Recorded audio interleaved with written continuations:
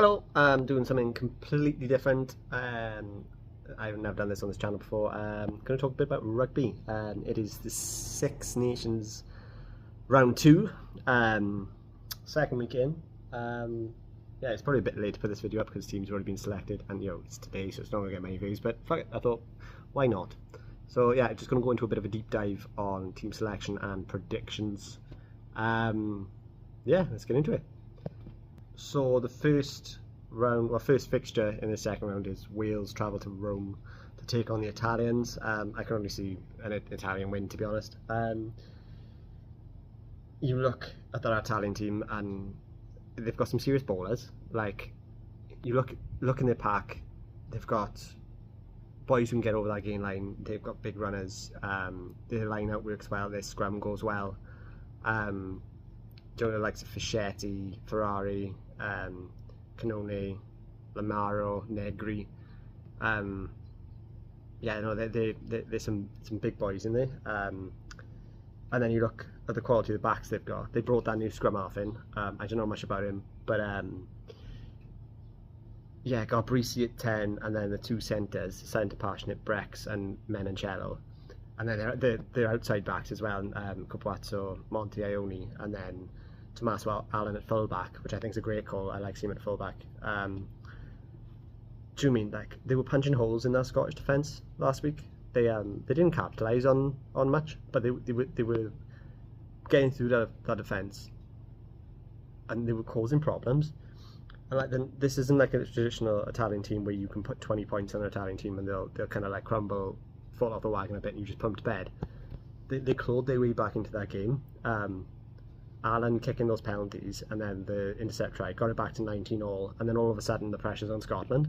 Like, I don't think this Welsh team has not the intelligence, but I don't think they'd be able to cope with that pressure. Yeah, no, you look at you take our back line, for example. We've got a 12 playing 10. We've left out probably the best 13 out of the entire squad. How many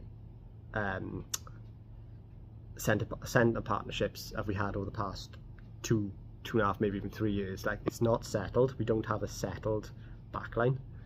All right, you have Liam Williams, and then you have Josh Adams, who both come back into the fold, and they're a bit experienced, but it's just not. When you have an out-and-out 10 on the bench, I know he's young, but we haven't really given Dan Edwards a good crack. And then the 10s that Gats has left out of the squad all together, like Jared Evans, like Anscombe. I just don't get the whole selection policy, especially when he says he's building towards the next World Cup. But Liam Williams is there, and then Rodri Williams is being picked as scrum half, even though he's, I think, what is he, 33? So I don't know, you can say you're building for the future. I'd rather see us build for the future and lose and eventually try and build a team for this World Cup than have these older boys put on in the terms of bringing experience, but then not bring them in other areas, if you get me. I don't know, it just, selection doesn't sit well with me. But yeah, I can't see anything other than an Italian win. I think they'll do what they did to Scotland. They'll punch holes, especially through that midfield, and yeah, they'll put 30 points on us. So I don't know, I think my prediction, I'm going to go with 32-17 to Italy. That's what I'm thinking. I hope I'm wrong. I doubt I'm going to be wrong. It might be more. But yeah, bit of doom and gloom on the Wales front. But yeah, we'll see. We'll see what happens. Yeah, so that brings us on then to the second fixture of round two. Ireland travel to Edinburgh to take on the Scots. Yeah, I think Ireland grab that one. I think they're stronger physically in the pack. They're a more settled team. I think Scotland, when they get put under pressure by these bigger teams, they tend to not be able to play with that same flair and speed. I think Finn Russell can thrive in that kind of game. Because when he's on, but then when he's cold, Scotland tend to creak a bit.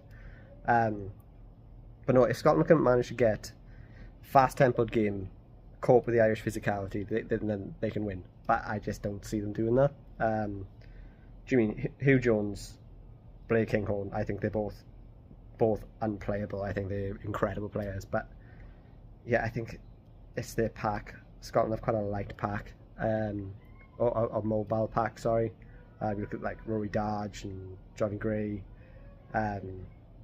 Ferguson's. Do you know what I mean? So you put into perspective with the Irish pack, and you've got Andrew Porter, who I think is one of the best props in the world. Rory Kelleher as hooker, I think he's a great player. Tyke Byrne, just an awkward kind of like gnarly player, like Peter O'Mahony, who's come back. Peter O'Mahony's playing tomorrow. Sorry. Doing Van der Fleer. And then on the bench they've got Dan Sheehan. Dan Sheehan kind of reminds me of like a way Dane Coles used to play. He kind of like hangs around in that like wide channel, if you get me. But yeah, no, I think it's just going to be too much. So I think I'm going to go Irish win. Probably I'd say about 10 points in it. It's going to be close. But yeah, I can't say anything but an Irish win, to be honest. Yeah, I think it's going to be first 40, bit of a tussle, and then slowly Scotland are just going to fade away. No, I hope it's going to be a good game though. Yeah, it's going to be interesting 10 for Ireland with Prendergast and Crowley. I think for Prendergast last week he's a bit off. Maybe the pressure got to him. He seems to play well for Leinster. I'd feel very hard done by if I was Jack Crowley. I think he came on, you could say the game was already kind of won, but I think he came on, pulled strings well, put kicks in the right areas. Like Prendergast was a bit kind of creaky, and I know he plays well, he plays decent for Leinster, and he kind of gets on the end of things. But then you look at Leinster's pack, it's Ireland with superstars, so I think I could play 10 for Leinster, like, do you mean? But yeah, no, prediction, Ireland by 10. Yeah, close game, but slowly get into it. And then fading away from the Scots towards the end. But yeah, we'll see. Yeah, and that brings us on to the third game then in Twickenham, Le Crunch. Probably the big game of this weekend. I say that they're all must-win games at this stage. Yeah, Le Crunch at Twickenham, or the Allianz Stadium now. Sorry. Marcus Smith has been moved to fullback. I don't think that's a particularly good idea. I don't know a lot about this new 10 they brought in, but I don't think that Marcus Smith is the cause of England's problems. I think he's been England's best player for pretty much every game he's played in. The way he draws in defenders, the crossfield kicks, yes, last week against Ireland, put him.